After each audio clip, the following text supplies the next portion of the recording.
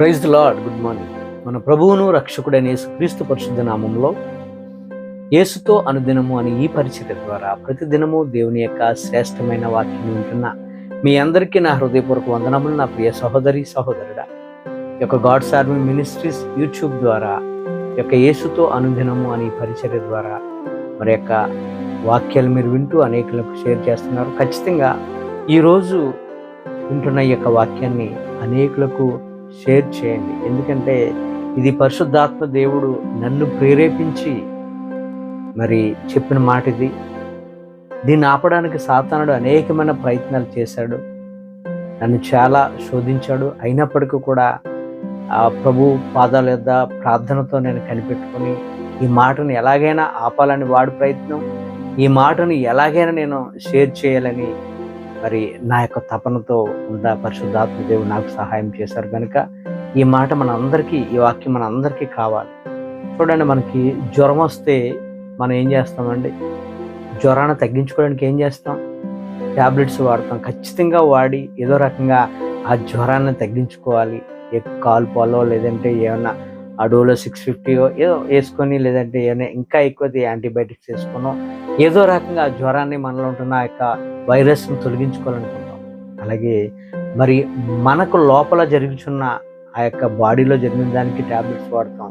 మరి ఆత్మీయంగా మనల్ని పతనం చేయాలని చూస్తున్న సాతాన్ని జయించాలంటే మనం ఏం చేయాలి, మనం ఏం చేయగలము అనేది ఈ యొక్క వాక్యం యొక్క అర్థం. కనుక ఖచ్చితంగా ఈ యొక్క వాక్యాన్ని అనేకులకు షేర్ చేయండి. ప్రతి ఒక్కరు కూడా ఈ మాట వినాలి. ఎందుకంటే ప్రతి ఒక్కరిని కూడా వినకుండా చేయాలి.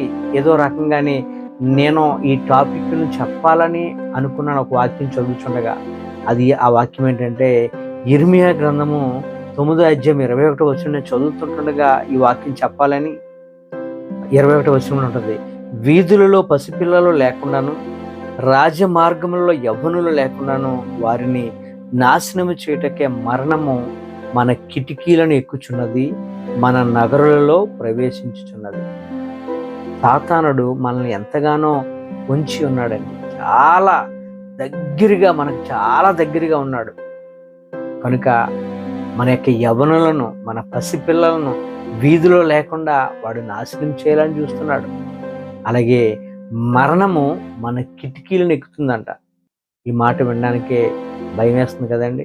కనుక మనం జ్వరం వచ్చిందని మనం ట్యాబ్లెట్ ఎలాగ వాడతామో, ఇటువంటి దురాత్మ శక్తిని మనం బయటికి రావాలంటే ఏమి ఆయుధం వాడాలి అనేది ఈ యొక్క వాక్యం యొక్క ముఖ్య ఉద్దేశం. కనుక మనం చాలా జాగ్రత్తగా ఈ యొక్క వాక్యాన్ని పంపించండి, షేర్ చేయండి. దేవుని యొక్క మహాకృపను బట్టి మనం అందరం జయ జీవితంలో ఉండాలి. దేవుని యొక్క మహాకృపను బట్టి మరి ఈ నెల అంతా కూడా, మరి ఇది చివరి దినం, సెప్టెంబర్ 30వ తారీఖు చివరి దినం. మరి రానున్న దినంలో రేపటి దినం నుంచి మనం నూతనమైన బ్లెస్సెడ్ అక్టోబర్ నెలలోనికి మనం ప్రవేశించబోతున్నాం. కనుక మనకి రానున్న దినాలు చాలా భయంకరమైన దినాలుగా మరి కనిపిస్తూ ఉన్నాయి. ఆ దినాలన్నింటినీ కూడా మనం జయించాలి. గడిచిపోయిన దినాలను మనం ఎలాగ తీసుకురాలేం. మనం ప్రార్థన చేసుకోలేకపోయాం గడిచిపోయిన దినాల్లో. కనుక రానున్న దినాల్లో మనం ఎక్కువగా దేవునితో ప్రార్థన సహవాసంతో మనం జయ జీవితంలోనికి రావాలి. కనుక మనం ఎక్కువగా ప్రార్థనలు ఎక్కువగా చేసుకోవాలి. మన గృహాలలో ప్రార్థనతో పాటుగా ఎక్కువగా స్తుతి జరగాలి. నా ప్రియ సహోదరి సహోదరుడా, ఎందుకో పరిశుద్ధాత్మ దేవుడు నన్ను ప్రేరేపించి మాటను పలికిస్తున్నారు. నా మాటగా నేను చెప్పట్లేదు. ప్రతి ఒక్కరు కూడా ప్రార్థనతో, స్తుతి ఆరాధనతో మన గృహాలు నింపబడి ఉండాలి. ఎందుకంటే దురాత్ముడు మనల్ని పొంచి ఉన్నాడు. ఈ యొక్క యిర్మీయా గ్రంథము మరి 9వ అధ్యాయం 21వ వచనం ప్రకారంగా, మరి భక్తుడు అక్కడ తెలియపరిచిన మాటల ప్రకారంగా మనల్ని ఎలా నాశనం చేద్దామా అని మరణము మన కిటికీలను ఎక్కుచున్నది. మరి ఆ భయాన్ని మనం భయపెట్టాలంటే మనం ఏం చేయాలి? మన జ్వరానికి ట్యాబ్లెట్ వేసుకుంటాం. మరి యొక్క దురాత్మను మనం జయం పొందాలంటే ఆ యొక్క శోధన, ఆ యొక్క నష్టము, ఆ మరణము నుంచి మనం జయించాలంటే, అపవాది మనల్ని, మన గృహాలను తాకకుండా ఉండాలంటే నిత్యము నా ప్రియ సహోదరి సహోదరుడా, మన గృహాలలో స్తుతి ప్రార్థన జరగాలి.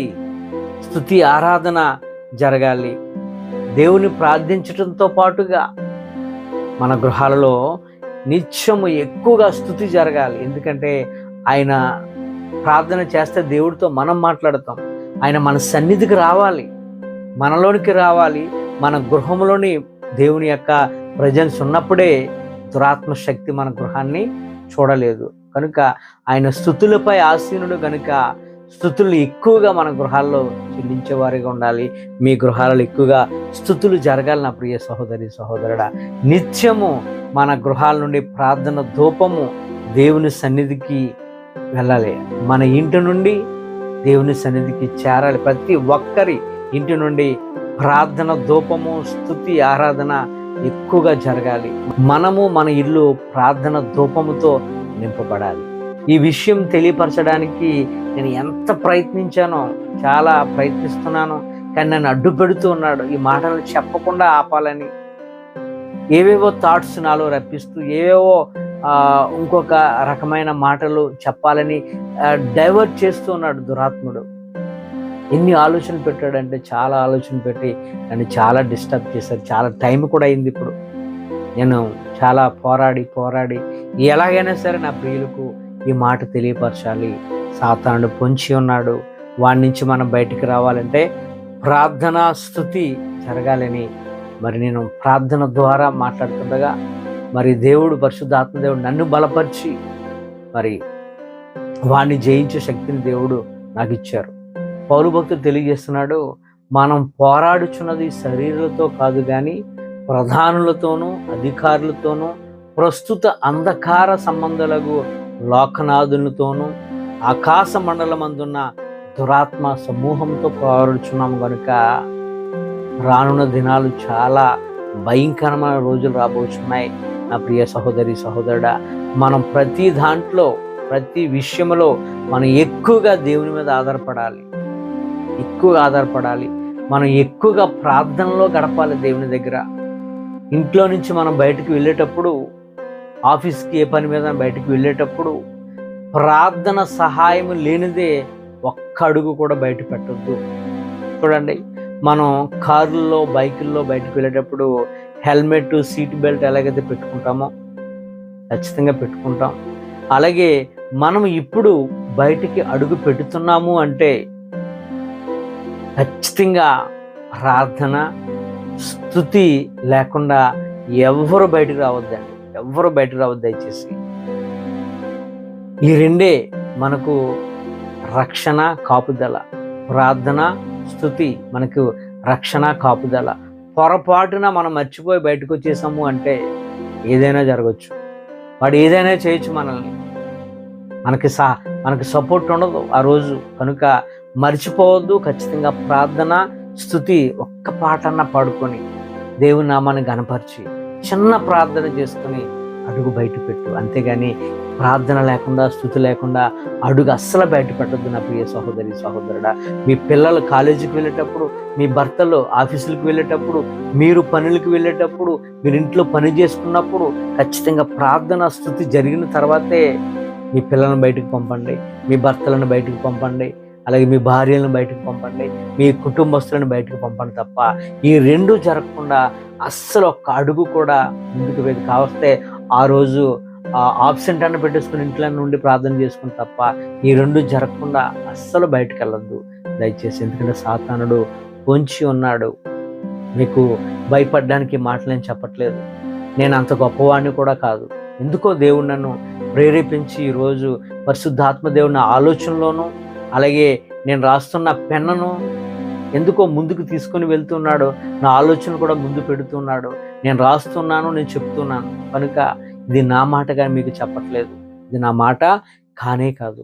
వాడిని జయించాలంటే మన వల్ల కాదు. ఎందుకంటే మన యుద్ధోపకరణాలు శరీర సంబంధమైనవి కావండి. కత్తో కర్రతో అయితే మనం పోరాడవచ్చు. మన యొక్క యుద్ధోపకరణాలు వాడిని జయించాలంటే ఆత్మ సంబంధమైనవి ఉండాలి. అందుకని అపోస్తలుడైన పౌలు అంటున్నాడు, కొరింథీయులకు రాసిన 2వ పత్రిక 10వ అధ్యాయం 4వ వచనంలో, మా యుద్ధోపకరణములు శరీర సంబంధమైనవి కావు గాని దేవుని ఎదుట దుర్గములను పడద్రోయి జాలనంత బలము కలవై ఉన్నాయి. మన శారీరకంగా మనం అంత అన్ఫిట్ మనం. ఎందుకంటే అపవాదిని మనం జయించలేం, మన వల్ల కాదు. ఆత్మ సంబంధమైన శక్తిని మనం పొందుకోవాలి, దేవుడి మీద ఎక్కువగా ఆధారపడాలి, ఆయన పాదాల యొద్ద ప్రార్థనతో కనిపెట్టుకోవాలి, ఆయన్ని ఎక్కువగా గణపరిస్తే. ఎందుకంటే మన శారీరకంగా బలహీనులము, అపవాదిని మనం జయించలేమండి. వాడికి భయం ఏంటంటే మనం ఎప్పుడైతే ప్రార్థనకు పూనుకున్నామో, మనం ఎప్పుడైతే స్తుతులు చేస్తున్నామో వాడు మన దగ్గరికి రాలేడు, మన ఇంటి కిటికీలు ఎక్కలేడు, మన పిల్లలను చూడలేడు, మన గృహాన్ని చూడలేడు, మనల్ని చూడలేడు, కాలిపోతాడు, తట్టుకోలేక పారిపోతాడు. కనుక మనము ఈ రెండింటిని చేసేవారిగా ఉండాలి. అదే మనకు రక్షణ, కాపుదల. ఎప్పుడు ఈ రెండింటిని స్కిప్ చేయొద్దు దయచేసి. మ్యాండేటరీగా పెట్టుకోండి, ఖచ్చితంగా మనం పాటించాలి. అపవాదికి ఎక్కడ కూడా ప్లేస్ ఇవ్వద్దు. బీ కేర్ఫుల్ నా ప్రియ సహోదరి సహోదరుడా. ఇది పరిశుద్ధాత్మ దేవుడు పలికిస్తున్న మాటలు. ఎందుకంటే రానున్న దినాలు చాలా భయంకరంగా ఉన్న రోజులు. వాటిని మనం తట్టుకోవాలి, వాటిని మనం జయించాలంటే దేవునికి మనం బహు దగ్గరగా అయిపోవాలి. వాడికి మనల్ని చూసి వాడు పారిపోవాలంటే ప్రార్థన, స్తుతి, ఆరాధన, ఈ రెండిటి ద్వారానే మనం సాతాన్ని జయించగలం, లేదా వాడిని మనం జయించలేము. కనుక మర్చిపోవద్దు, ఈ రెండు జరగకుండా ఎవరు కూడా బయటికి వెళ్ళొద్దు. ఈ కొద్ది మాటలు దేవుడు మనందరి జీవితంలో నెరవేర్చును గాక. God bless.